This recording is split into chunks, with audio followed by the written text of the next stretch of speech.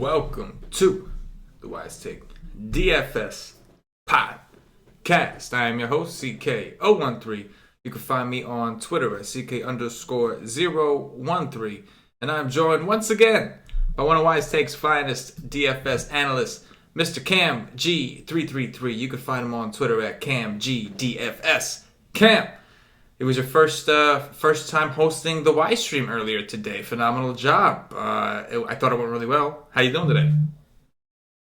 Good.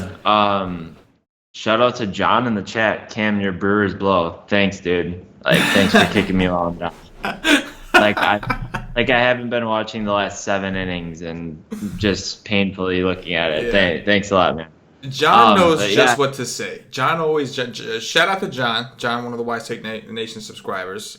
We love you, John, but John always knows what to say and when to say it. He just knows. He just has that thing, you know. Like he just has a thing. You could be in the worst possible mood, and he'll just what he's saying. He never says anything like really wrong, but like it's when he says it. Like any other time that people say a joke, it's like funny. John knows exactly when to say it to really make it like a point where like you're ready to take a small little harmless statement, and like you take it a little bit to heart. You're like, okay. Like the dagger.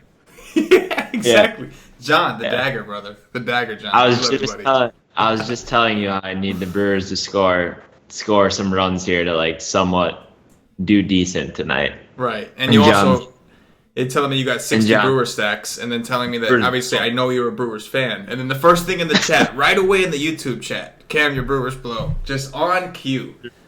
On cue. Yeah, I have like 60 Brewers stacks are going right now. They have 0 runs. Cam, your Brewers blow. Yeah, thanks a lot. Appreciate it. And that's the best part, is because he obviously doesn't know like what you actually played. He hasn't talked to you since the White stream earlier. It's just he just kind of boom. He just went to say it because you were a fan, and go figure. It just happened to be on a night where you did actually play them. And like I know I joke around with you about being a homer, but I know like you've really become kind of the anti-homer. You're like the villain Brewer fan. Yeah. Like most nights are telling you. You even told people that you could see a world where you could you could play Mats against the Brewers. And so, like, I know that you're normally you're the anti-homer, so it's just so fitting. It's just so fitting that. That's why I never play them, man. Because like I always feel like I'm gonna get suckered into playing them in bad spots just because I'm a fan, and then it'll bite me in the butt. But I mean, I felt like they were good today. They had a lot of guys that were in good spots, so I felt like I wanted to stack them. But they should have done well. I mean, Mats wasn't striking them out. You know what I mean? Yeah, exactly. They should have. I know Aguilar almost got a home run earlier. Yeah. Right. Aguilar hit a bomb earlier, just went foul. Like, you know, it's just one of them things. It's like Patio Joe says, it's variance, right? Like, it's variance. Right, exactly. It's still just terrible variance. You know what's not variance? Jay Bruce, and I'll repeat it from last night. He is the drizzling shits. That is the true epitome. You want to know what drizzling shits is? If you want to know what it means, or like what a player what does it stand for? Like Jay Bruce is the role model for drizzling shits. You want to talk about a bad player? That dude is terrible. I hope when Cespedes comes back. That's what his career's come down to now. Is just drizzling shits. That's brutal. In all fairness, I do think I believe he's dealing with plantar fasciitis, which I heard is very painful when it flares up. So like in all fairness, you know, maybe he's playing a little banged up, but still. It's a results-oriented game, right? Like if you're playing hurt and you're hurting your team, then just get out. Right. Just go. Yeah, exactly. You know what I'm saying? So at that point, just sit down until you're good to go. Just sit down. Yeah, man, you're hurting your team at this point. I mean, they don't really have a choice right now. They're missing Cespedes and they got some injuries. But like if Cespedes comes back, what? He's hurting these Mets stacks too. Then like screw that guy. He is hurting these Mets stacks. Yes, he is. Sit on the pond. He is, man. He is. When I'm running 150 or whatever, I just I just click stack and let it run. I have certain settings and stuff that I run. And of course, my best lineup is a Mets and a couple one-offs from Kansas City. And guess who's in that son of a gun? Jay Bruce. The drizzling shits Bruce. Am I right? Am I right? Just love it. Yep. Just gotta love it. Awesome. Good times tonight. Hopefully we'll be better tomorrow. Yeah. I mean, honestly, really didn't do too bad tonight. I mean, Earlier today, I screwed up. I got all the bats right. Orioles, Angel stacks, but then like a dumbass, I faded Bundy just because I didn't want to play the chalk guy. And like I'm not normally like that. I don't typically fade a guy just for ownership. But like if I don't believe the guy is elite, then I will. And I don't believe that. I believe Bundy's okay. I don't believe he's elite. So like I took a chance and I swung and missed, so to speak. But on the nights that I'm doing okay, I only play single entries. You know, and so do the White Sox. That's the big thing is who their opponent is. But not to rub it in, but tonight I'm actually doing all right. I did actually play a few of the Mets. I played mostly higher dollar single entries today, and I got like Wilmer Flores, Mesoraco. I went a little bit different, and Morton. Fortunately, while he wasn't great, he wasn't bad enough to really screw me because he was like 50% owned. So Blake Snell though, there you go, baby. Blake Snell coming through in the clutch. Anybody that doubted my boy Snell today, boom, boom. That's what you get. You get the fist, you get the hammer, boom, boom. You know what I'm saying? No, but in all seriousness, I'm definitely hoping. Well, I'll tell you one thing. Neither of us won a tournament tonight, so I'm definitely hoping for better results because we want to win. We don't play for the min cash, Cam. We play for the win. We play for keeps. Exactly. That's what I'm trying to get to, man. Let's do it. We're gonna break these. This huge ass 14 game slate down. We're gonna go quick, but we're gonna be thorough about it. And tomorrow we're gonna win some tournaments. I mean, right? Sound like a plan? Cover the slate. Win some tournaments tomorrow. Boom. Easy enough. Easy enough. It's nothing. Let's do it. And if we don't win, like Patio Joe says, if we don't win tomorrow, it's variance. Variance. Yeah, exactly. Variance sucks. When there's not variance, I usually do well. When there's no variance, but anytime you suck, just blame it on variance. That's all. That's what Patio Joe has taught us all, I think. All right, first game, we got John Gant of the St. Louis Cardinals visiting Joe Musgrove of the Pittsburgh Pirates. Total here is 8.5, Pittsburgh minus 120 at home. Cam, it's your first look. I know. Off the top of your head, what do you think?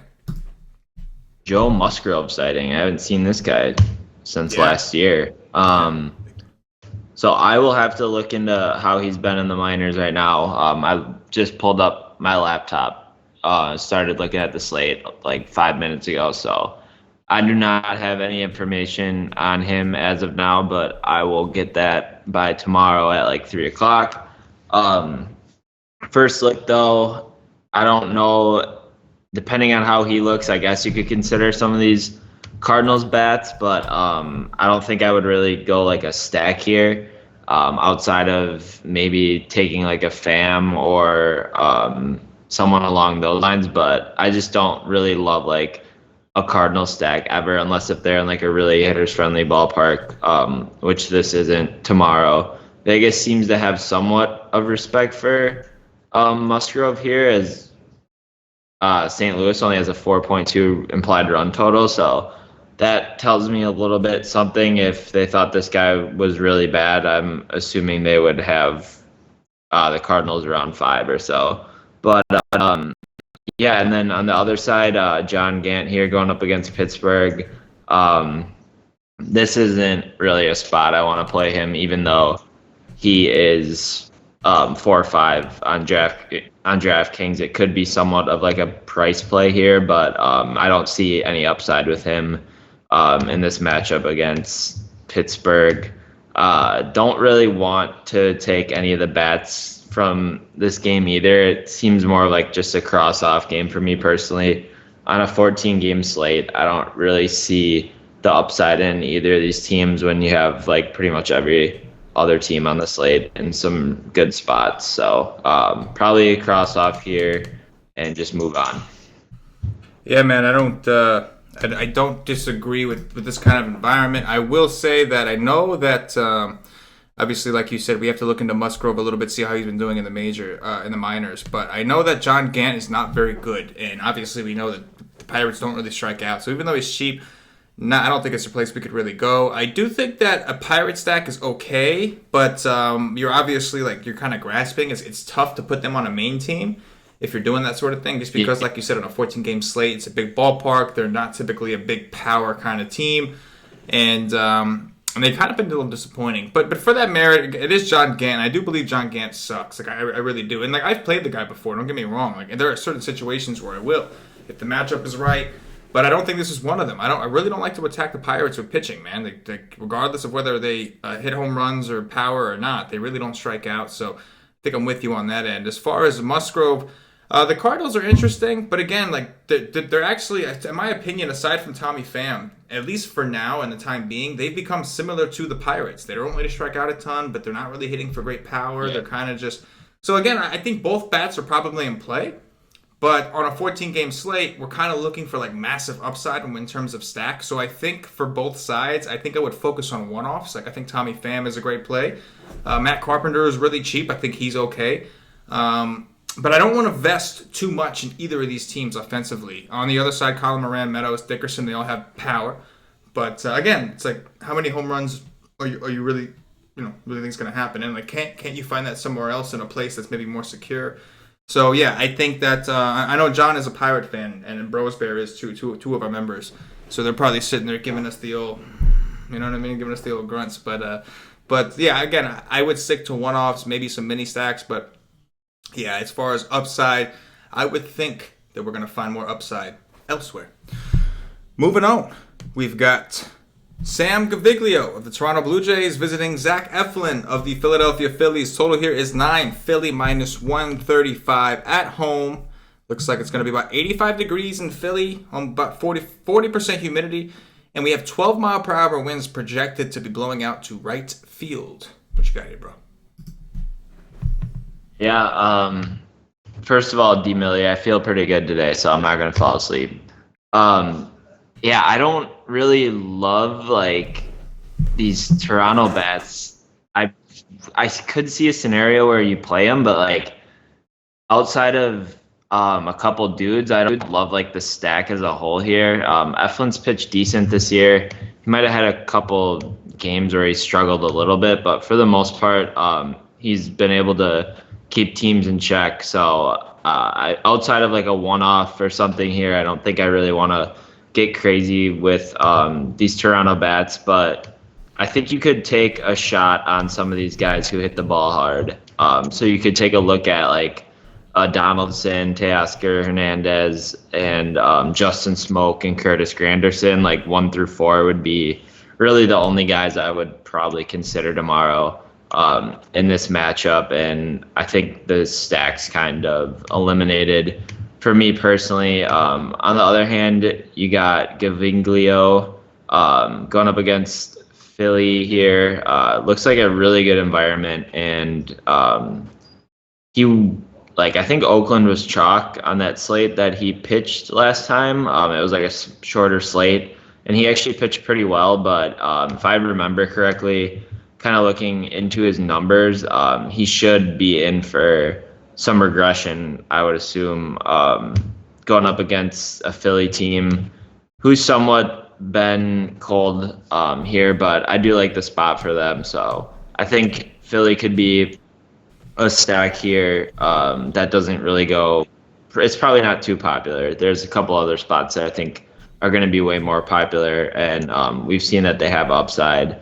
And like El Dubo, Santana, Hoskins, Cesar Hernandez, those 4 guys at the top definitely pack a bunch of upside, and you can round it out with one of these guys at the bottom as well. So mostly Philly for me is like a stack, a one-off, and no pitchers. Yeah, man, I think Eflin has been like surprisingly really good. We know the velocity on his fastball is up. I mean, he has been great. Don't get me wrong, but this is a guy when he first made an appearance in the majors, we were just attacking him every day, and it was beautiful. But he's become that pitcher that like you don't necessarily want to play all the time, but you also don't necessarily want to attack either. Like he hasn't been that bad. His velocity is up like 3 miles per hour, so something crazy like that. So again, he lifted like every single day, and like in the off season, he lifted like legs every day and just got like 3 miles per hour on his fastball, which is pretty wild. Yeah, so impressive. I mean, it's been working for him. So again, not a guy that I'm interested in pitching, but also a guy that I don't really love attacking. I will say that, like you said, this is a great environment overall for hitting. It's a nice ballpark for hitting. It is a beautiful weather for hitting. It's warm, fairly humid, and of course we have that wind blowing out. So maybe we do want to take a look at some of these lefties. Problem with Toronto is they can get pretty right-handed. We'll see what they do, but obviously Smoke and Granderson are the immediate standouts. right off the bat. But Toronto does appear to be struggling. They couldn't hit Tropiano today, that's for sure. On the other side, I think I'm with you. I think Viglio was coming off a really good game, isn't he? I feel like he's coming off a game where he just balled out. Like, did something savage, right? He pitched against the A's. Yes, he pitched against the A's in like that early short slate. Yes, so I want to dig into that a little bit because I want to see how much of that is real, how much of that was the A's. Because Philly is a high strikeout team to righties, so that's something that I may want to look into. My initial instinct is Odubel Herrera is having a great year. I'd love to play him in this wind. I'd love to play Carlos Santana. But at the same time, like, I'm going to want to dig into that with Viglio and see if that was real or not. Because if it is, he is very cheap at $5K, and this is a matchup where, he can really rack up some strikeouts. Philly strikes out so much to right-handed pitching, it's, like, ridiculous. So I think they're, like, top three. Always going, like, first and second. It's like them and the Padres are always battling for, like, first and second. Yeah. The strikeout wars. Anyway. We got a lot of other games, so let's move it on over. Ronaldo Lopez of the... Oh, I skipped the game. My bad. I skipped the game. I skipped these Yankees. Andrew Heaney, the lefty from the Los Angeles Angels, visiting Luis Severino, Paulie D's New York Yankees. Total here is 8.5. Yankees minus 225 at home. Looks like we're going to have 85 degrees. Same exact weather as Philly. Go figure. Right next to each other. What do you got here, bro? So I don't... Looking at these numbers for Gaviglio, they don't look great. So I feel like that might have been like fluke, a weird instance because I remember looking at him and not thinking he was very good. But we'll have to see tomorrow.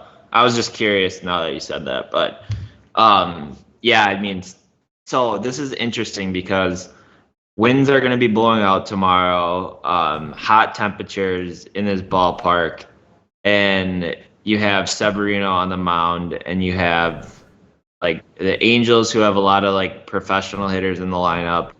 And then you have Heaney versus this Yankees team. Like, I've read a lot of stuff on like Fangraphs articles and stuff. Like, I feel like a lot of people think that this Heaney guy is gonna just have like a really like breakout year. And he's actually pitched pretty well to start the year here as well. So he did go up against the Yankees and put up 23 DraftKings points, struck out 9 guys. Went up against Houston, struck out 10 for 37.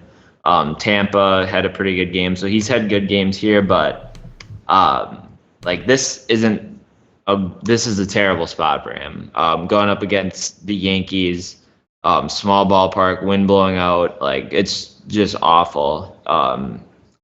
I respect Heaney enough to make me think twice about it, but like at the same time, it's going to be hard not to click on 5 Yankees tomorrow when you're making lineups. Just taking into consideration weather, ballpark, and how hot they've been. It seems like they have like 4 or 5 guys right now who are just on fire and just putting the ball over the fence almost every single game. So they're definitely going to be tempting, and I would assume they're going to be high owned tomorrow as well. Severino is interesting as well because he's a guy who is probably like a top 5, top 7 at least pitcher in the MLB. He does have upside. Going up against Kansas City, that last matchup at Kansas City, that's a tough strikeout spot for him there. They don't strike out really. They're pretty decent contact hitters. So I would expect that number to be lower in that matchup. And outside of that, he's scored like really good scores. So this is a spot going up against the Angels. I think some people might back away from it here, especially with the environment, but I can't really overlook Severino in this spot just because of how talented he is as a pitcher. So he'll be in consideration for me tomorrow. Yeah, man. Starting off with Heaney, I think you're absolutely right. I did play Heaney against the Yankees. I believe that was in Los Angeles, right? That was out there. Yeah. That's super important because Heaney is an extreme fly ball pitcher. So now you're going to put him in the warm temperatures with wind blowing out to left field. He's a lefty, and you're going to give wind in left field. And you're going to put him in Yankee Stadium with the hot humidity. It is not. I agree with you. This spot, in my opinion, could not be worse for Heaney. We know the Yankees play better at home. I know that the Yankees are capable of striking out, but they are swinging the bat pretty well once again. And they're in Yankee Stadium this time. So I really, really think the Yankee stack is in play. Really, as of right now, really don't think I want much to do with Heaney. in this spot, especially not at 7K. I think it's a little too expensive for me. So yeah, I think the Yankee stack is in play, and I know it's a huge slate, so I'm really not concerned with ownership. I think Coors is on this slate. There's a ton of spots here, so I think I'm pretty sure they are, and it's the Reds and Rockies. So anyway. Yeah, I think the Yankee stack is definitely in play. As far as Severino, I'll definitely have to dig. But this is going to be an issue. We have a lot of elite pitching on the slate. So we have to compare pricing. We're going to have to compare matchup, all these kind of things. One thing I will say is the Angels, we all know, are very right-handed dominant. So that could definitely help Severino. The issue is, like you said, they have a lot of professional hitters on this team. And they're all professional hitters. But no. Professional hitters like Mike Trout is a professional hitter. And a lot of his teammates are too. So yeah, my first instinct here is give me some Yankees. I definitely think I'm into these Yankees against Heaney. His ground ball rate is under 40%. There's gonna be a lot of fly balls. The ball's gonna carry. When he's not striking them out, and when he gives up a hit, he gives up a bomb, dude. Yeah. The first time I rostered him this year, I forgot who it was against. It wasn't the Yankees. He started. It was the Giants. I played him against the Giants, and he started off phenomenally, dude. I had 18 points through 3 innings, 18 DraftKings points through 3 innings. I was like, I am the man. I'm the smartest dude in the world. Literally, Paulie texted me with the jinx of death. He texted me, and he texted me, and he was like, I think Heaney's about to get rocked. Boom, Mac Williamson home run. Mac Williamson, he played Mac Williamson. He didn't know I had Heaney. He didn't know I had played Heaney. So he had texted me, and he goes, Mac Williamson dong. And I'm like, I don't want to rain on his parade, but obviously I had Heaney, so I'm like, okay. And next thing you know, it was just a barrage of home runs, dude. Give it 4 home runs in a row. Yeah. Heaney went from 18 to 5. When he is not striking guys out, it's really ugly. And I'm a Heaney guy. I like Heaney. But this is not, I agree with you, this is not the spot for Heaney. So I'm cool with the Yankees here as well. Matter of fact, I like the Yankees in this spot. Drizzling shits is at the plate. Oh, drizzling shits. How are you going to ruin my night today? This is what it is. We'll see what he does here. Yeah, he's gonna shit the bed. That's what he does, bro. He's gonna shit the bed. That's what Jay Bruce does. Double. He hit a double. He hit a double. The jinx lives. Did I tell you about the jinx, Cam? Did I tell you about the jinx? The jinx is real. Next game, Ronaldo Lopez of the Chicago White Sox visiting Mike Fiers of the Detroit Tigers. Total here, as soon as I can find it, is 9. Detroit minus 110 at home. We're gonna have 85 degrees, 36% humidity. It looks like it's gonna be 85 degrees all over America at this point. What do you got, Cam? Except maybe not in Milwaukee. I don't know about that, but you son of a bitch. So let me pull up his price here in his game logs. But I believe Lopez had a good game. Yeah, so he put up a 35 against Texas last time out at home. This is a guy who we've kind of been waiting on to do something like that, right? We know he's had the talent. He's had kind of peak games, sitting in 25 points, 20 points sometimes. But we haven't really seen that upside game that we really wanted from him, and we finally got it. At 35 points against Texas was an ideal spot, but this is a pretty good spot here against Detroit as well. I think you could consider Lopez as a cheap pitcher, SB2 option here on DraftKings. Going up against Detroit, I don't mind that spot for him. I wouldn't have any interest in any of these Detroit bets really, though, for me personally. I think Miggy's still going to be out, so that definitely helps as well. The case for Lopez, and I'll have to look into him a little more, but I do like that he pitched really well the last game. And you could say it's against Texas, but we've seen Texas handle a couple decent pitchers here the last couple of days as well. So I just like seeing that performance. On the other side, Fiers versus Chicago. You can always attack Fiers, but I don't really love the White Sox. I don't know if I love attacking him with the White Sox here. So it's probably going to be a scenario where I'll just think about Lopez as an SB2 option and just kind of stay away from the bats, because I think going with any bats here is kind of a reach on a 14-game slate. Yeah, man, I agree for the most part. I think that there's just better spots here. Ronaldo Lopez is definitely in play. My problem with the Tigers is they really don't strike out a ton. So that's a little concerning when you have a pitcher who doesn't have like elite upside. I mean, he is right-handed, so that definitely bodes well.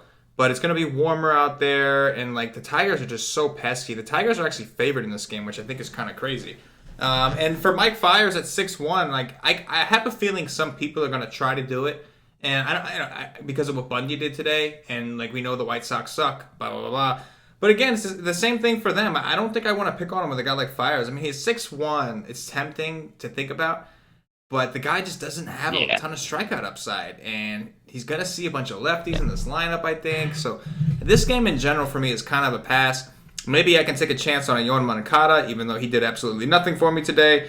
I can't stand Jose Abreu. I think he's so overrated, but that has nothing to do with the breakdown of this game. So I'm just going to keep it moving and say that I don't love a ton from this game. David Hess of the Baltimore Orioles visiting Sergio Romo of the Tampa Bay Rays. I do believe this is going to be another one of those spots where Sergio pitches the first inning or two and then they bring in Yarbrough. Yeah. Shout out to Paulie D. The last time that happened, he read that was going to happen. He told us they were doing that on the Y stream. We told the nation. Paulie actually played Yarbrough, and he was like the only cheap pitcher who did well. Yarbrough went like 6 innings that day or something like that with like 6 Ks. He had a really good game. And nobody even knew he was coming in the game. Paulie knew. I mean, anybody that would have looked would have known. But Paulie actually played the guy. And I think the rest of his lineup wasn't that great, but his pitching was fine. So shout out to Paulie D. That was definitely a sharp call. You should automatically just win if you do something. You like should, that. man. You should just win for getting that. Yeah, you're right. You should get something. Min cash at least, like automatic min cash. Like, you know what I mean? If you seriously, if you pick a guy that isn't starting the game and he goes 6 innings, like you just win. You just win. I don't care. I don't care who else or whatever your roster does, but I agree. Yeah, I think Romo's like a closer, so he'll probably throw like an inning or two here. I don't know what. That's really an interesting approach for them to do that, but hey, whatever works. I mean, I don't care. But on the others, like I don't know. I don't like this game at all. I think you could cross it off. I just don't like the ballpark. Like. I could see maybe taking, if you want to do like a scenario where you take that pitcher, if we find out who the pitcher is going to be for Tampa. I think it should be Yarbrough again. We'll double check. We'll confirm. That's a good point. I don't want to tell everybody it's definitely Yarbrough. I don't actually know. I didn't research that. But I know that FanGraphs had Yarbrough as the projected starter. So I think that means that it would have been his turn. You know what I'm saying? If they weren't doing this weird thing, which I still don't know why they're doing this, but... I really don't know. I mean, like, at the end of the day, I don't think it matters. Maybe they've had, like, a situation where their starting pitching has gotten off to, like, a shit start, and they just want to lock down, like, the first inning or something, and they're just playing, like, a backwards game. I was saying maybe, because Yarbrough did start earlier this year, and he didn't really like, do well ever. Like, he really struggled. So I was like, maybe he has this weird thing about starting games. Maybe like, he has to come out of the bullpen first. I don't know. Seriously, dude, like, you could. Like, that, like, there's a lot of these, like, pro players have, like, weird stuff like that you don't even, like, realize. Like, I remember when Greinke pitched for the Brewers, he had, like, some disorder he would talk about, like where pitching on the road made him like nervous or something, and like they would always talk about it. I'm like, did you say what's hold on, did you just say he had a disorder because he felt uncomfortable pitching on the road? So what is he, just a human being? Is that what this disorder is? He's just a human being. No, that's like, his disorder. No, it was like literally like they said it was like like a diagnosed like issue. So he was having where, like panic attacks, anxiety, things like that. Like he was like freaking out. Like some disorder. Well, like whenever he pitched on the road, like he couldn't function. Here's a little bit of knowledge for you. You might know this, Cam, but the rest of the nation might not. But they should if they watched every show. But Cash actually went to high school with Greinke. How about that? Cash and DFS went to high school with Greinke. That's great. Cash, I think Cash said that Greinke's wife was really cool. That he married his high school sweetheart, I guess. But he always says to me that Greinke was a weird guy. Like he always says that to me. Greinke was a really weird dude. Yeah, that's what they would always talk about that, like on the broadcast too, like kind of how he's just a little different. But for me, I mean, I'm gonna cross these games off, and I think maybe you could. Or I'm going to cross these teams off, and maybe you could take like the pitcher who comes in later against Baltimore. But even so, I don't know if I love that. But the ballpark's good, which is kind of going to make me stay away from both of these teams. Yeah, I'm with you, man. I don't have a ton of interest in the bats in this game. Like you said, it's just a big ballpark. We have much better hitting environments everywhere else. It's a dome. It's a big dome. We're not getting the weather. It's amazing, too, because if they would just open that roof, like if they had a retractable roof, when the roof was open, Florida is like great hitting weather. It's humid. It's hot. The problem is it rains a shit ton. But like if they had a retractable roof, like that stadium would instantly go from like the bottom to like at least midway, because at least half their games would be would be open. But it's not. And because of that, do not play Sergio Romo. He's only going to go 1 or 2 innings max. If you want to take a chance on David Hess, I wouldn't do it. I don't think Hess is that good. But I do think the Rays suck. The problem is the Rays don't really have a ton of K upside, whereas Baltimore does. So I think I could have some interest in whoever this second pitcher is going to be, this long reliever, whether it is Yarbrough or, it really depends on who it is. But if it is Yarbrough, I wouldn't mind going after it. I know Baltimore woke up today, but I mean, like the White Sox bullpen, like you want to talk about drizzling shits. The White Sox bullpen was drizzling shits. So, and on top of that, that was in Chicago. It was warmer. It's a big ballpark. It was just a better environment for them. They just got their teeth kicked in the night before. I still think they suck for the most part. So I could have some interest. Obviously, we're going to have to dig in and see and make sure that it is Yarbrough, and if it's not, find out who it is. But for the most part, I'm with you. That's really the only thing I would want in this game. Everything else to me would kind of be a cross-off here. Moving over, we got Julio Teheran of the Atlanta Braves visiting Eduardo Rodriguez of Cash and DFS's Boston Red Sox. So Cash is from Atlanta, so he's an Atlanta fan, and he hates the Yankees. No, he's like both of these teams. Yeah, I was just going to say. So he's a Braves fan because he's from Atlanta, but then he's a Boston fan, I guess, because the Braves sucked for so long. He needed a team to root for, and Boston, he like passionately hates the Yankees. Like it started back when they were buying everybody. He passionately hates the Yankees so much that he became a Boston Red Sox fan. So this is the Cash and DFS game right here. That's what this is. Right. The total here is 10. Boston is minus 185 at home. What do you think? Dude, his brain's gonna be in a pretzel tomorrow. Like he's gonna be like, who do I root for? The pitch is gonna be thrown, and he's gonna be like, strike him out, and then the guy's gonna be like hit the ball like for like a double, and he's gonna be cheering too. He's gonna have no idea what. He's gonna be like fighting himself. He's gonna be like sitting there and like whenever like the Braves hit a home run, he's gonna punch himself with his left fist, and then whenever like the Red Sox hit a home run, he's gonna punch himself with his right fist. It's just gonna be like it's gonna be crazy. It's gonna be wild. I'm gonna see him for the NASCAR show, and he's gonna be like purple and blue, and I'm gonna be like, "Yo, what happened?" He'd be like, "Nothing. Today was a great day." That's what he's gonna say. Today was a great day. He's crazy. Yeah, seriously, for real, dude. But yeah, for me, it's just gonna be definitely the bats here that I have interest in. With that being said, like I feel like the Braves have been really cold recently. I'll have to look into that. That's just kind of like a gut feeling right now. I haven't researched like past 14-day stats or anything right now, but like a gut feeling. I feel like they've been really cold recently. So if you were crazy, you could consider Eduardo Rodriguez here, but I just don't really feel the need to take that risk right now.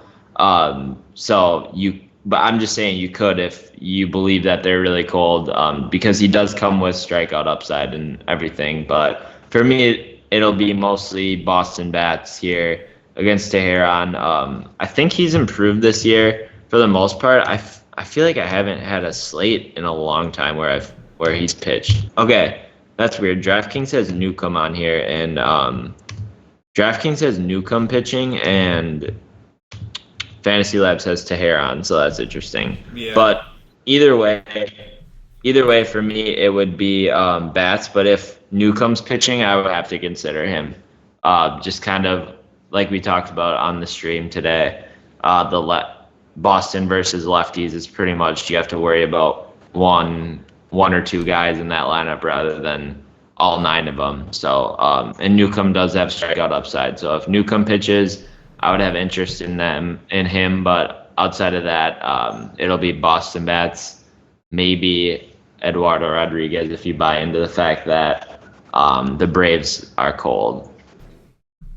Yeah, I could be sold on some Boston bats here against Tehran. Tehran, you're right. He's having a phenomenal year this year. Well, much improved. It's not like he's like elite all of a sudden, but he's a lot better this year than he was last year. Last year, he like had this like he just sucked a lot. But this year, he seemed to have righted the ship. He's had a lot of good games, a lot of upside. Again, I'm with you. I don't like to pick on Boston at all, and if I do, it's got to be with a lefty. So. And hopefully not in Boston. I really don't like to pick on them in Boston. So I do think the Red Sox stack is in play. Again, I don't think we have to worry about ownership. It looks like Pedroia might actually come back. He's not going to help them. Tehran is really good against righties normally, and Pedroia I don't think is that good anymore. But he is a locker room guy, a long-time Red Sox, so I'm sure that means something to them over there. But I think the Red Sox stack could come in fairly low owned just because it's a 14-game slate and we have a ton of good bat spots. It's going to be warm and humid. Well, not so humid, but warm up in Boston. Winds blowing out here as well. So yeah, I think I could go there. And as far as Eduardo Rodriguez, I don't think I could do it, man. It's Boston. It's a small park. It's going to be warm, wind blowing out. He's a lefty going up against the Braves. The Braves have one of the top WRC pluses against lefties this season. I do agree that the Braves have kind of been struggling a little bit. I know Straley put together two starts in a row. Straley he corrected himself against the Braves. Like he was sucking so bad. Had two good games against the Braves, and then it carried over to his next start against the Mets. So my problem with Erod is he's such a fly ball pitcher that like when he's not getting strikeouts, he's giving up fly balls. So I do think the Braves could be a nice little sneaky stack here, even though they've been struggling. As long as they're not striking out, they will have a chance to put one out of this park. It's a small park. Fly ball pitcher. So I think we could look at both bats in this situation. And with a 10-run total, I mean, I think Vegas seems to agree with us. Moving on down. I could see Acuna going deep over that monster. Over the monster, maybe, yeah. Tomorrow. I can see We'll just save that one for tomorrow when it happens, and then we'll tweet it up. And then we'll tweet it. We'll be like, you have to come look at the 22nd minute mark of the podcast last night. And you will see that we told you he was going to hit home run. Next game, man. Dude, this slate is really good. I love this slate now. Holy shit. There's a ton to go. Bunch of pitching, bunch of hitting. It's everything. Mad Max Scherzer of the Washington Nationals visiting Jose Urena of the Miami Marlins. Looks like the total in this particular game, if I can locate it, I don't know where it's hiding over here. Oh, looks like my laptop just said FU and just decided like I'm just not going to scroll anymore. 7 is the total. Miami plus 220 at home. And it's 79 degrees, 75% humidity, but we'll see if they close the roof or not. They have a retractable one. What do you think? This is wild. Okay. Max Scherzer going up against Miami in this ballpark. Wow. I don't care like if the Marlins have been pesky. I think Scherzer could just dominate again here. This makes it really interesting because he's 14K on DraftKings, and you are going to want to get in like the Yankees and everything. So it's going to be awesome tomorrow. Like you're going to have to make a lot of hard decisions, which is great. I always love slates like that where you're going to have to choose if you want to pay up for the pitching, pay up for the bats. So we'll have to see if we can find like a value stack to kind of pair with Scherzer here or not. But definitely Scherzer right now would be number one on my board, and he's probably going to be number one on my board by far. So yeah, I love that spot for him. And then you get Jose Urena here versus a couple lefties that just love to put the ball out of the ballpark here. So I think you could look at Bryce Harper for sure. I'm sure there's BVP there. I'm guessing Harper's hit like 7 home runs off Urena. And Juan Soto, lefty versus Urena as well. Could definitely do both of those two as like a little mini 2-man stack to pair with Scherzer if you want to go there. I believe Urena's corrected himself a little bit this year, but I still think he struggles with lefties. So those would be the 2 hitters I'm looking at from this game, and I do just really like Max Scherzer. Yeah, man. You want to hear some odd BVP? Like guess who has the best BVP against Max Scherzer? Can you guess? I'll give you one guess. I don't want to, Is it like Michael Taylor? Michael Taylor? No. Oh, against Scherzer. Yeah, against Scherzer. You just confused the hell out of me there for a second. I was like, wait a minute. I saw you like jaw drop. Yeah, I was like, wait, am I looking at the wrong thing? Is it like? It's not like. Is it Martin Prado? It is Martin Prado. I don't know how you guessed that. Did you cheat? How the hell did you guess Martin Prado? Like, dude, I do that all the time. Okay, first of all, it helps when you're like, this is the weirdest BVP. So then I just think of like guys who have been in the league for a while. But if you didn't give me like the weirdest part, I would have guessed like fucking Bohr or something. Right. But when you said weird, that's why I guessed it. Prado is 13 for 31. That's a 419 average against Scherzer. That's just weird to me. I mean, am I playing Prado? Absolutely not. Does that scare me off Scherzer? Absolutely not. I just thought that was really weird. Yeah, I think Max Scherzer's going to have a great game. I think he's going to ball out. My problem is that $14K price tag. We have a lot of elite pitching on this slate. We have Kluber, we have Thor, we have Severino, we have Paxton. We have so many elite arms that I don't know if I'm going to want to pay that $14K to get to Scherzer. Now, here's what I'll say on a game theory perspective. I think a lot of people are going to share that mentality with me. So I think Scherzer should be like, I know it's a 14-game slate. I keep saying it, like we don't really have to worry about ownership. But whenever you can get a guy like Max Scherzer, like at a really low ownership for him, it's like it's a thing. Like it's definitely not something you want to just ignore. Yeah. So I'll give you merit to that. Again, my issue is there's a lot of elite arms and there's a lot of elite hitting spots, and so like it's going to be hard for me to get both. So I don't know how much I'm actually going to come to Scherzer and pay that $14K.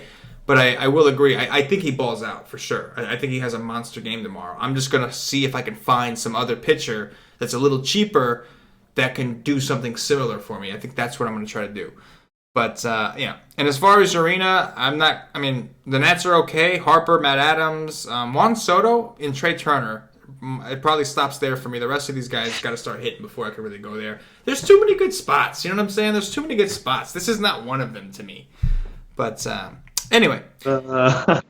D. Millie goes, Michael Taylor, ? Oh, God, he's falling asleep. Dagger John.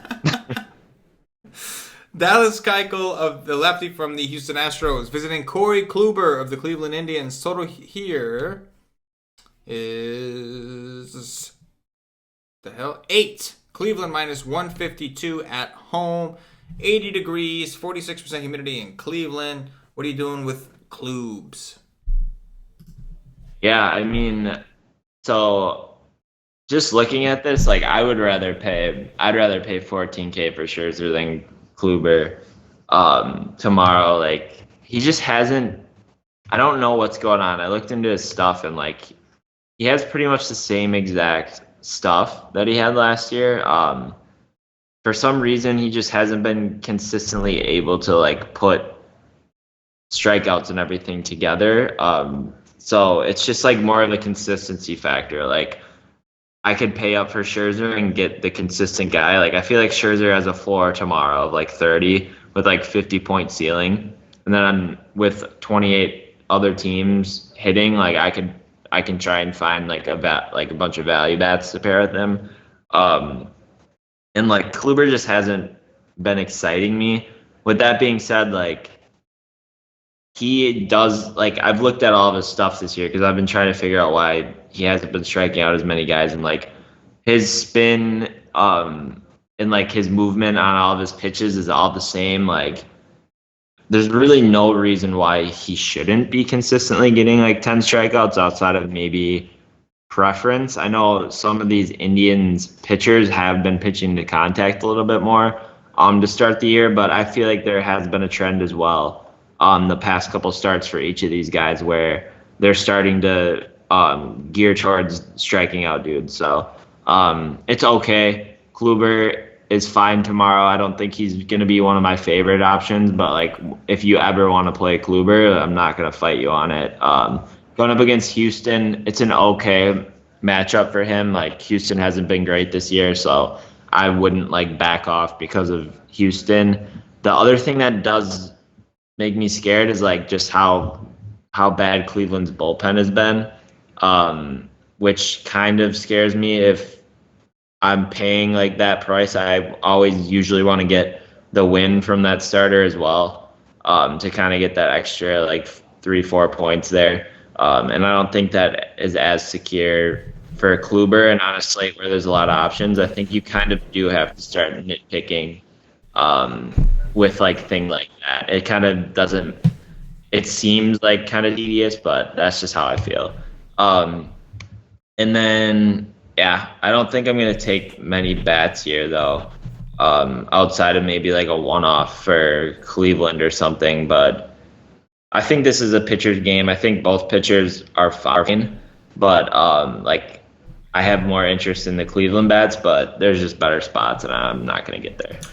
Yeah, I agree. I'm not really into Kluber. He's another one. I mean, I'm okay with the price, but like you said, like I think he's okay, but we still like the results just haven't really been there for him. He hasn't been as consistent as we're used to.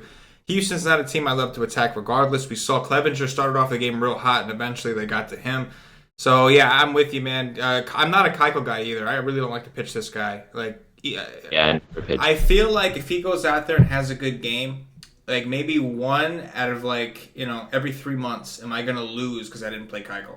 You know what I'm saying? Like, even when he does well, there's typically other guys that do well too. Oh, yeah. I never feel like I have to pitch And him. even if he does well, like he doesn't really have a ceiling, you know? Right.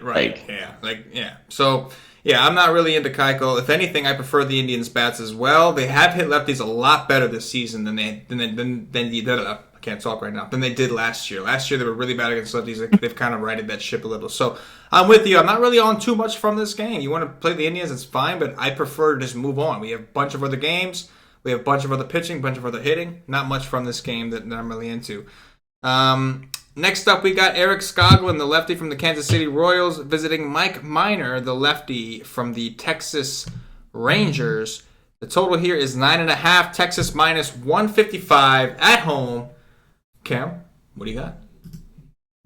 Yeah, there's no way I'm going to pitch either of these pitchers here in this ballpark with the weather. I mean, I'll have to look at what Skoglund's been doing. I feel like he's been pitching well, actually. Whoop, take that back. He got shelled his last outing. But that was against the Yankees. So what can you really do? But yeah, I'm not going to touch either of these pitchers in this park. There's a scenario where I think you could stack either side here, but it's kind of like what you were talking about when we signed off of the Y stream. You were like, I like Kansas City, but like there's really only like 3 or 4 guys that you're actually going to want to like stack with him, right? Like, so you'll do Soler, Merrifield, Moustakas, and Salvador Perez, but outside of that, like you're really not going to want to take any other guys from that team. So, and Minor, I respect Minor. Like looking into his numbers to start the year, I don't think he's like a terrible pitcher. He's had a couple rough outings, but that happens to everyone. And he's a guy that limits like a bunch of damage from happening to him. So I don't think this is like a good spot for him against the Royals that don't really strike out or anything and kind of tend to hit for contact and stuff. But enough for me to not really want to go there. And on the other side, you could play these Rangers bats. I do like a Profar. I'll keep saying the same names because I don't mind these guys, but I don't love them either. But like Profar, Kiner Falefa, Mazzara, like Chirinos, I think are in good spots. Those would probably be my favorites. But I always feel like Texas's ownership's inflated when they're always playing at home in warm weather, and I know it's a big slate, but I just think I like other spots and trust other teams more than Texas. Yeah, I think on the Royals side, you could take some of these guys. My favorite bat is probably going to be Jorge Soler from here. No big surprise. He's one of the better left-handed hitters. But again, I'm with you. It's just not a ton of places to go when you look at it. It's just not exciting to stack them. You got 1 through 4, and after that, like you're really not excited to roster any of these dudes. I will say that they're cheap, so that's obviously a benefit. And as far as Skoglund is absolutely terrible. I really believe he's bad. Like I know that he's had his flashes, like 1 or 2 games this year where he was decent, but for the most part, I think he's just bad. I think that Rangers burned a lot of people today. I think a lot of people took the Rangers against Duffy, and it didn't work out very well. So I can see people kind of wandering away from the Rangers. Oh, they're terrible. It's another lefty. They can't hit lefties. And I can kind of see them erupting in this spot. It's going to be 90 degrees again. It's going to be pretty humid. And I think Skoglund is terrible. And you were talking about playing Scherzer. I think the Rangers are like a viable go-to stack if you are planning on playing Scherzer. Like their prices, they just work out a lot better.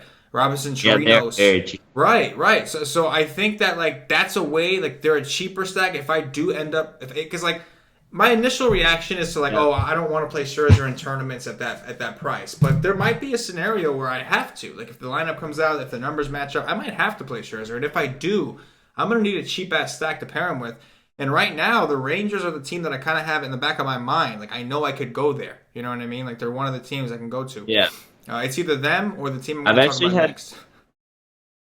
I've had like my best. Oh fuck you! I've had my best nights. I've had my best nights actually when I've just paid up for pitching and found like a value stack so far this year. We talked about this last night after the podcast. It seems like on any night when you went to win tournament, it seems like there's always at least two ways to get there. There's either the spend down and the expensive stack that wins it, and then there's usually like the spend up and cheap stack that wins it. But there seems to be two ways. I do believe that there is a path to get there with Scherzer in like a cheap stack. There's definitely is. It's just on most nights it's a little harder to find because maybe you have to play some guys you don't want to, like on the Royals, like an Abraham Almonte.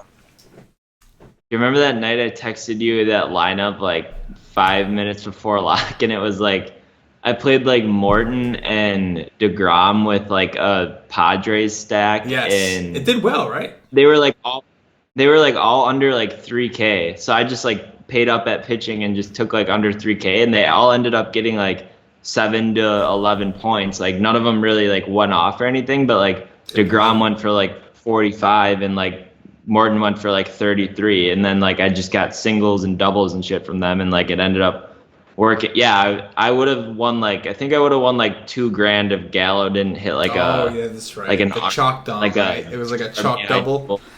Yeah, I was just watching that game like waiting it out, and then he comes up and like instead of striking out, he hits a fucking double. But he has like we were talking about 40% strikeout rate, and like that's the time he hits the double.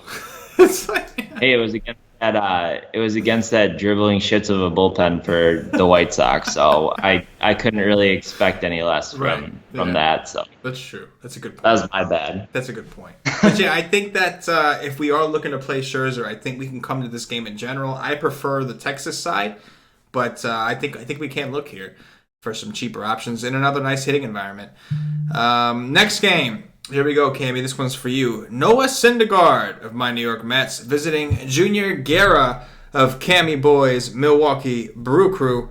The total here, man, I don't know what, 7.5. Milwaukee plus 115 at home. I think that's a favorable line for Milwaukee. When you consider it's Syndergaard against Guerra, that line seems super easy, doesn't it? Like, wouldn't you expect Syndergaard to be like 150 at least against Guerra? So I think that's Vegas. I honestly think Vegas is giving your Brewers a shot here, at least on the opening line. What do you think? Geez, after last night, I don't know how you could do that. Or after tonight, I don't know how you could say that. Going up against Thor, this is ugly, but Thor's definitely an option tomorrow. I know in Citi Field he struck out like 15 of those dudes, but wasn't it like that was like one of those freak like Arrieta games where the wind's like blowing directly in his face at like 15 miles per hour or something? Like, yeah, he had crazy I truly believe on that day. He had like crazy, ridiculous movement that day. When the wind's like blowing directly at like a pitcher's face, and they throw like a sinker or like a changeup that like breaks like down like that, it moves like 3 times the amount. So I feel like that was the reason why he struck out 15. Like, I think he could go out tomorrow and easily strike out like 10 to 12. But I think that was like a kind of weird circumstance. But I think, Thor is definitely in play tomorrow. Going up against the Brewers. It's a little risky in this ballpark and just the way they have been hitting righties recently. Like these past couple, this past like week here, they've been hitting guys really well. But Thor's just like one of the best pitchers in the league.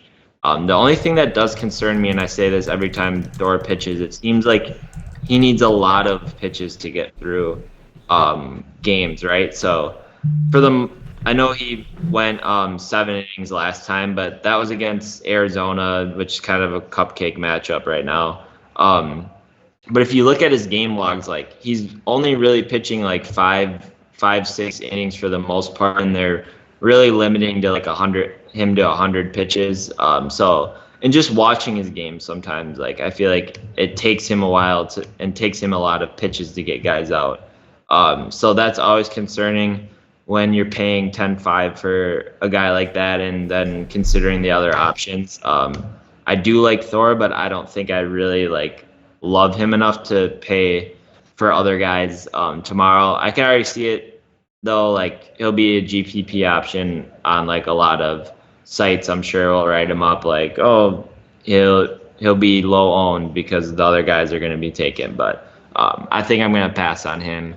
On the other hand, here, like you could definitely take a Mets stack here against Guerra in the ballpark as well. It's something I like to do, is target teams that are on the road in a huge ballpark boost, and the Mets definitely fit that category. And Guerra's a guy who, I don't love him as a pitcher, really. He can go out and have good games from time to time, but he's very reliant on his splitter sinker kind of pitch that he has, and when that's not working, he's god awful, and it's just kind of sporadic when it's not working. So if it's not working tomorrow, he's gonna get shelled, especially in this ballpark. Yeah, man. I'm gonna homer out a little bit here. I'm a little confused by the Vegas line, just because I agree. I think Guerra has a lot of aggression coming. He's been giving up a good amount of fly balls. His ground ball rate is only 40%. His home run to fly ball ratio is only 6.7%. His ERA is 2.98, but his xFIP is 4.5. So I expect some aggression. I expect him to give up some more home runs as the season goes on, especially when he's pitching in Milwaukee, is one of the smaller parks out there. So I think the Mets are definitely in play here, and they're another cheap option. I don't love to stack the Mets because their offense is just so terrible. But they did wake up a little bit tonight. It still wasn't pretty. It was really the only one who really did extremely well was Nimmo. It still wasn't Conforto didn't do shit. Right, yeah, he's hot. I'll give the man that. And Mesoraco has been hitting pretty well, but the rest of the team is really not doing all that great. Aside from it's Struble too, but aside from that, and Jay Bruce is on fire too. Jay Bruce is a drizzling shits. We established that. Double or no double, he is still the drizzling shits. He's gonna hit 2 dongs tomorrow now because I'm talking. I hope he does. I'm a Met fan at the end of the day, so if he does, I'll be happy about it. I don't care. I don't got that much pride. I want my Mets to win overall. But anyway. I think Syndergaard is one of the guys. Him and Paxton are kind of the two, and we'll get to Paxton later, but those are the two guys I have in my head right now as the SP ones I may want to go for some salary relief with. Now, if I can find a cheap-ass SP2 to pair with Scherzer, then yeah, maybe I'll bump over to Scherzer. It's just easier if I can find a way to do it. But unless I can find that 4 or 5K guy that I feel comfortable with throwing with Scherzer, I think I want the almost $4,000 discount with Paxton or Thor. So I can go for Syndergaard against the Brewers. The Brewers, I don't like to target lefties against them all that much, but against righties, they are 7th in the league in strikeouts at about a little under 25%.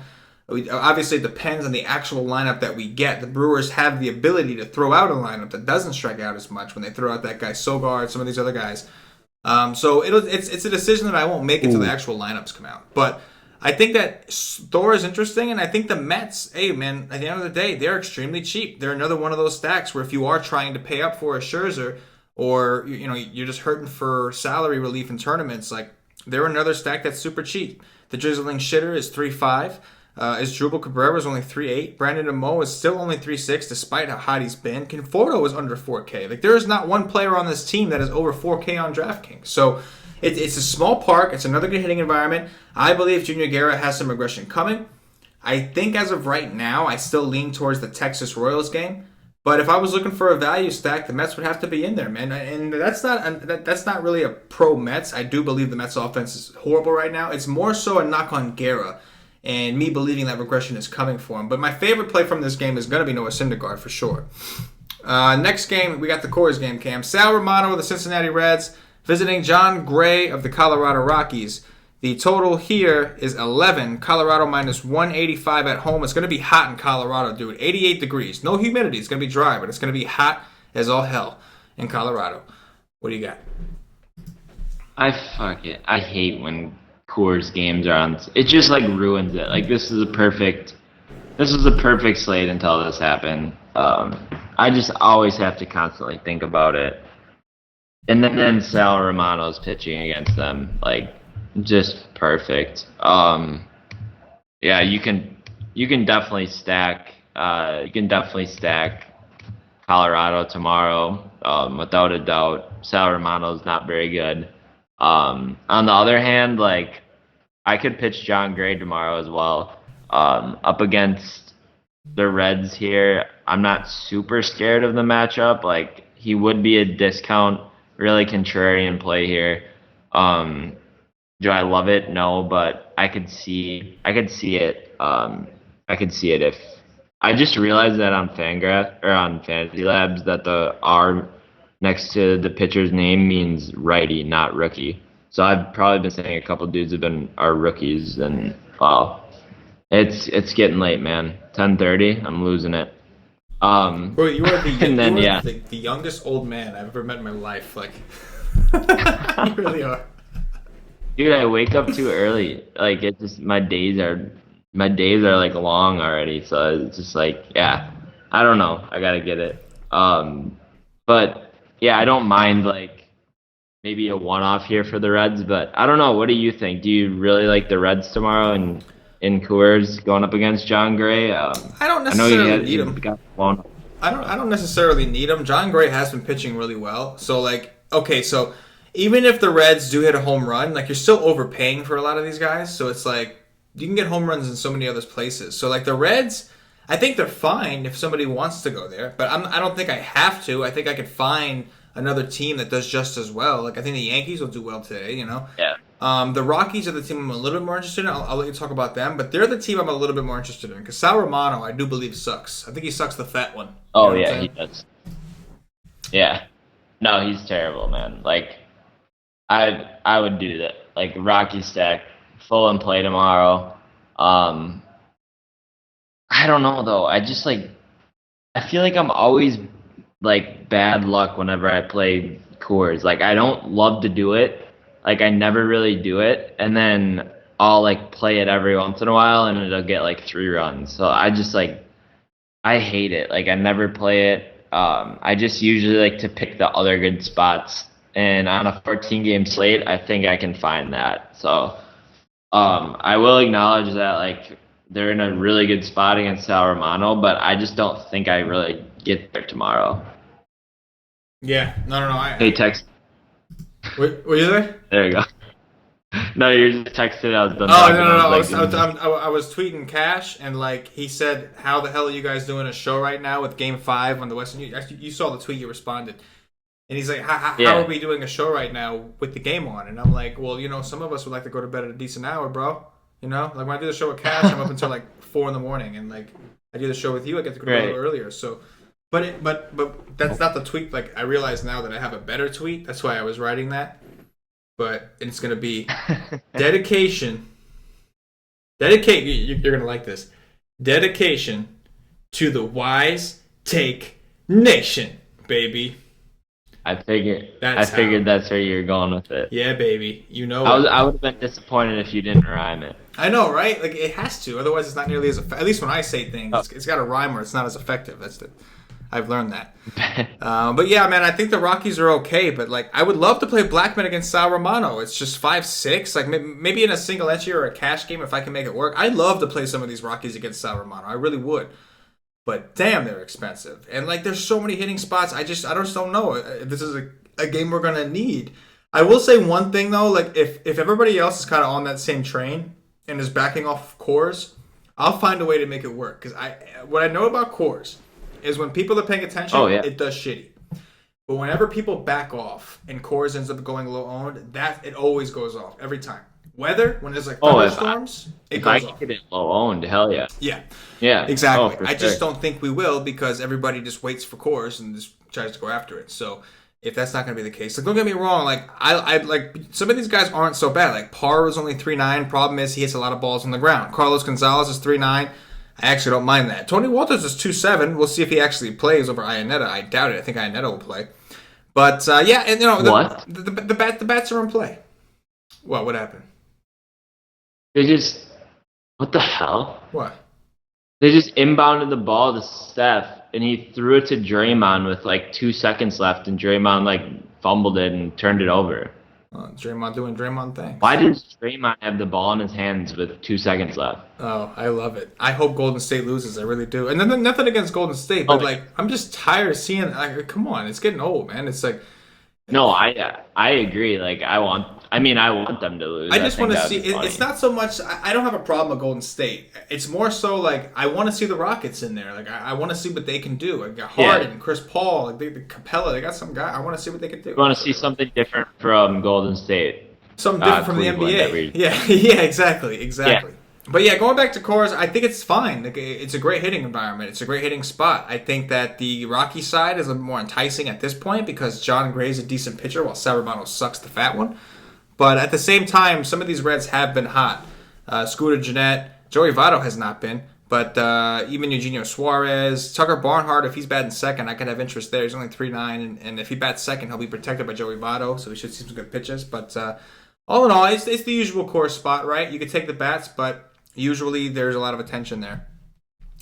On to the next. We got Patrick Corbin, the lefty from the Arizona Diamondbacks, visiting Sean Manaea of the Oakland Athletics. Total here is 7.5. Oakland minus 137 at home. Cam, what do you got? Yeah, I really want Manaea tomorrow to like switch pitching hands, and I want the righty versus Arizona because that's just been like the nut spot here. But I don't. Like, this is a big ballpark of two pretty good pitchers. So, for me, I'm just going to cross off the bats immediately. I don't mind, like, this is going to be a scenario where, like, at first look, neither of these guys are going to really pop out to me as, like, guys that I'm going to want to just jump out of my seat to roster. This is going to be, like, a game where I'm going to, like, really have to dig deep and kind of look into things to kind of determine who I want to play, if any of these pitchers. So I'll acknowledge that these two pitchers are in play. Corbin probably has more strikeout upside than Manaea, but yeah, I could do both of these pitchers if I see something that I like, but I'll cross off both the bats and move on. Yeah. Oh, what'd I do? Whoop. Okay, I'm pressing buttons and I shouldn't be pressing over here. Okay. Yeah, I got some good news for you, Cam. I know that righties against the Diamondbacks have been like a nut spot. The Diamondbacks have actually they've actually passed the Phillies and the Padres for first in the league in strikeouts to right-handed pitching by a 0.1 percentage point. So they have a 26.5% strikeout rate to righties, first in the league. I got some good news for you though, Cam. While they're only fourth in the league in strikeouts to lefties, they're still at a 26.4% strikeout rate. So they're striking out against all hands. They do not discriminate. They're how would you call that? They're bi-Kable. You know what I'm saying? Like, it doesn't matter. Lefties, righties, they're striking out to everybody. They're just dishing Ks, baby. They're dishing Ks left and right. They're dealing right now. They're ambidextrous. Yeah. There you go. I like that one. They're ambidextrous.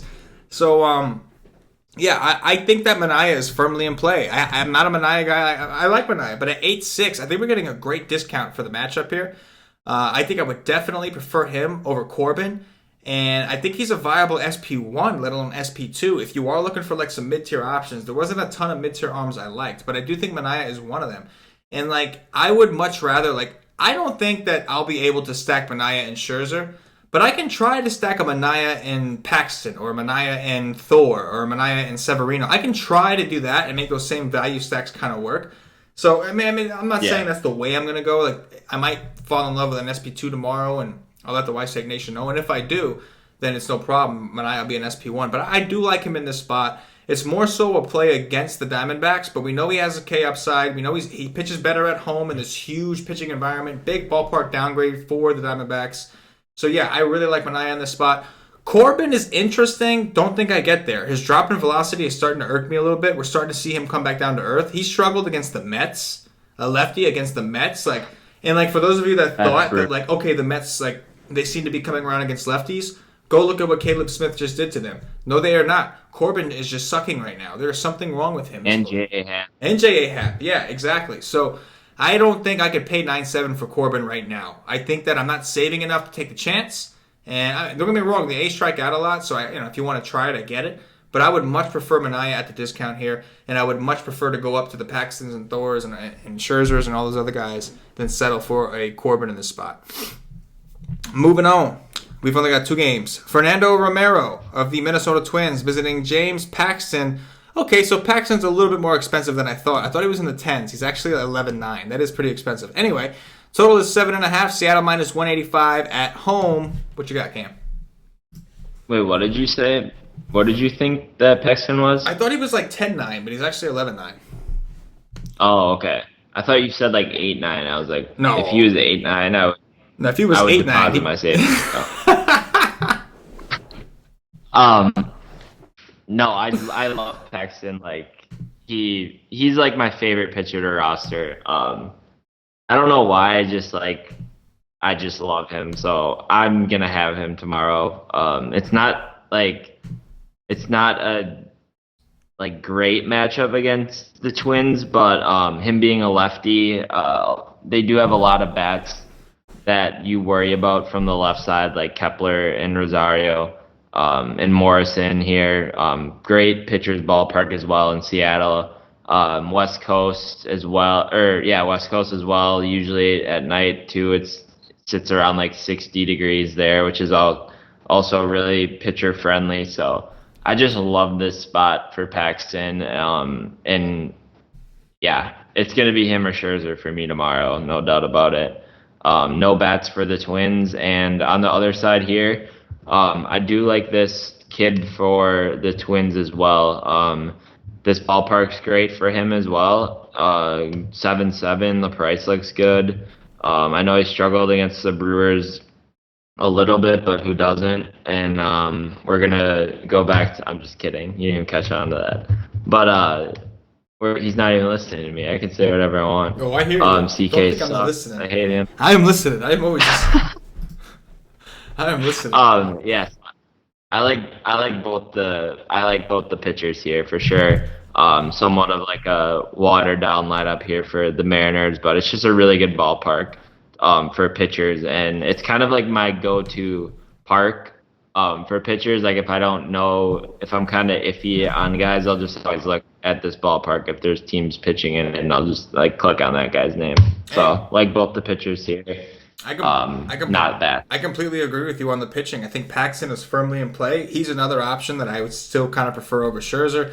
The Twins have been really bad against lefties, and like I hear a bunch of people kind of making excuses for them. Oh, they're pretty good against lefties. Oh, how? Like all their best hitters except for Brian Dozier are right-handed. I will say this: Miguel Sano is supposed to be back, so he's obviously a good power hitter, but he's also a strikeout waiting to happen.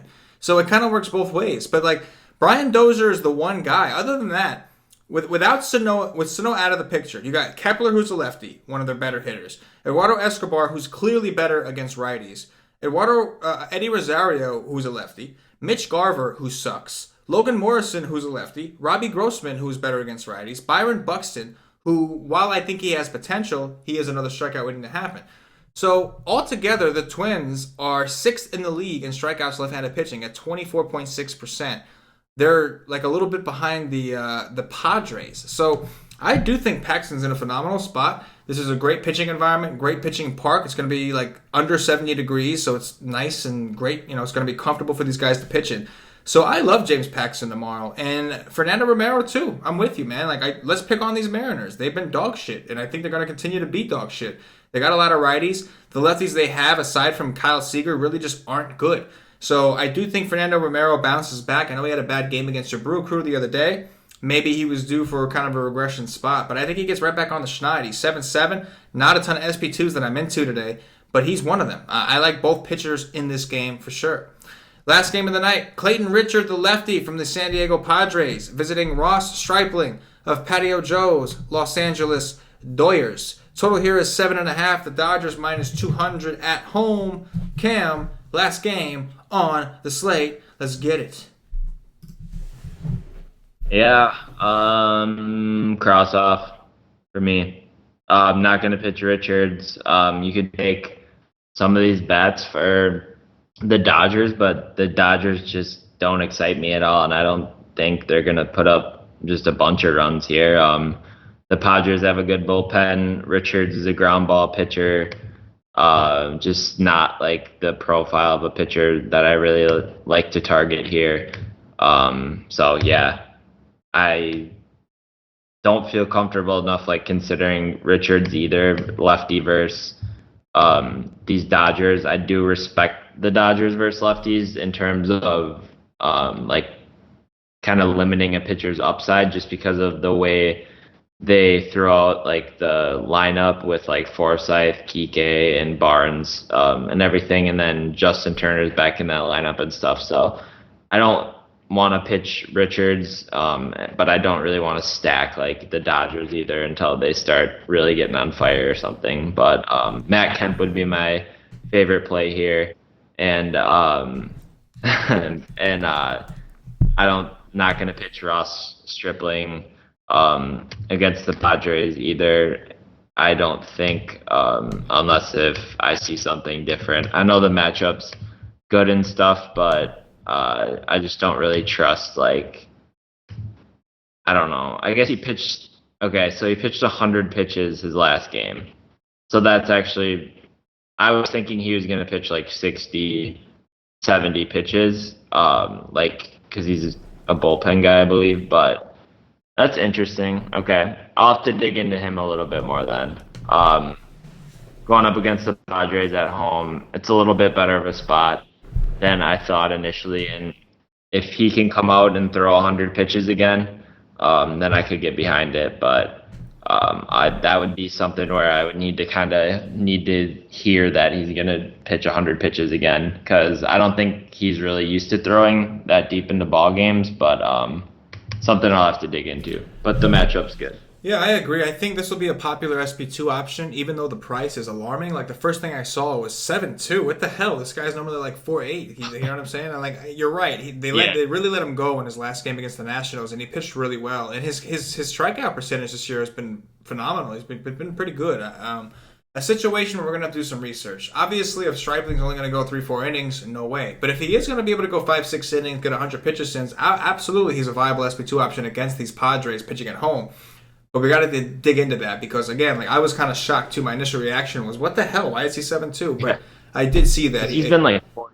Yeah. It's just kind of out of nowhere. It's like, what the? Like, I did notice that you're right. They really let him go in his last game against the Nats, and he happened to pitch well. So, yeah, that's a scenario we'll have to dig into a little bit. Could be a viable SP2 option if we think they're going to let him go again. And Clayton Richard, man, I honestly think the Dodgers with Turner back are going to start to hit lefties a little more. We sort of have been seeing it. Logan Forsythe is back. He was here specifically to hit lefties. Matt Kemp, we know, has kind of been hitting pretty well the whole season. They got some guys here. Like, I expect the Dodgers to kind of turn it around against lefties a little bit.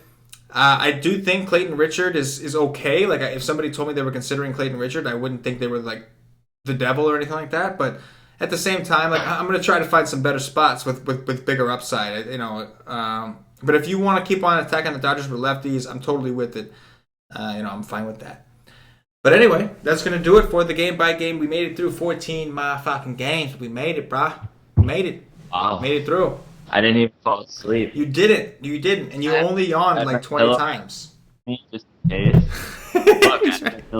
Just in case. You got do you have the drool rag ready, just in case you don't want to be drooling on camera? Oh yeah. There's a lot of drool on that bad boy over the years. At this time, real quick, I'm going to remind everybody, if you haven't already, check us out at whitestick.com. I don't know what you're waiting for.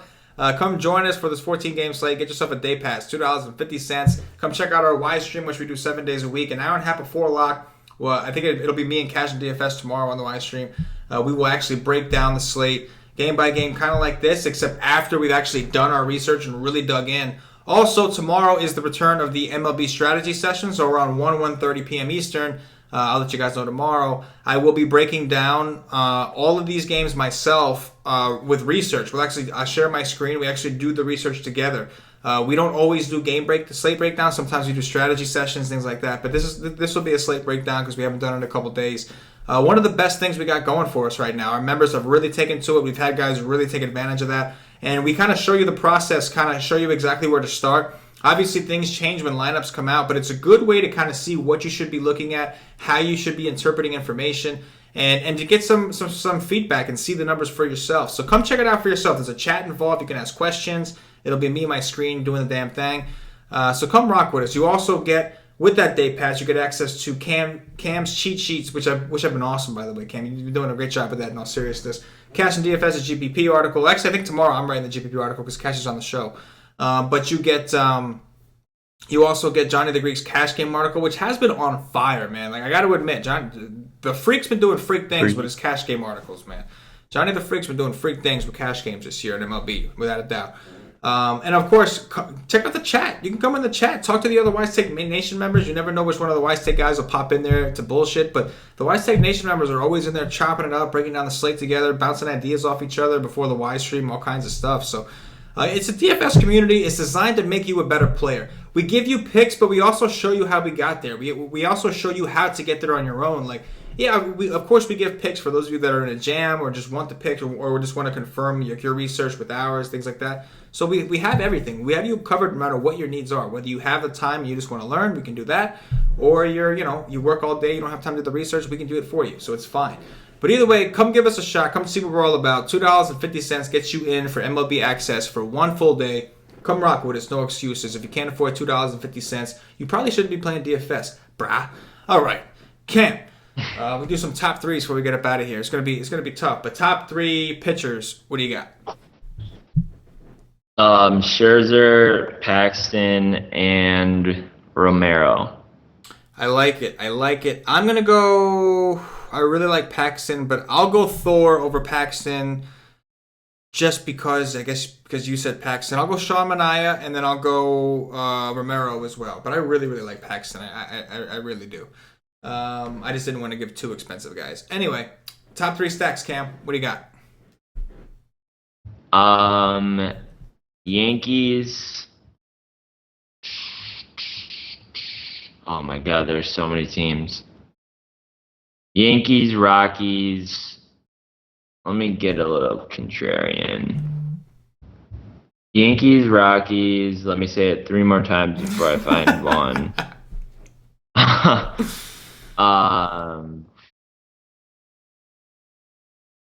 Phillies. There you go. I'm going to go with the Yankees. I'll go with the Atlanta Braves. And I will go with... I'll go with the Rockies as well, man. Sal Romano, like I said, he sucks. All right, Don Watch style. Infielder, outfielder, utility. You got the first pick. Who's going deep? No cores, though. All right.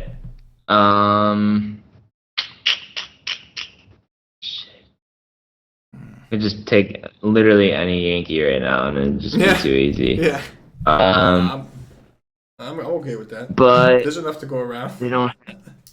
They don't have utility guys, so that's tough. I gotta get my utility guy in here in first pick. Strategy, just strategy up the A. Yeah. Oh man, this is hard. There are so many, dude. I'll just play the chalk. I'll just go Stanton at home versus the lefty. All right. Wind blowing up. I like that call a lot. I'll go with Judge just as a little bit of protection for myself. I don't want you to get both of those guys, so I will go with Judge.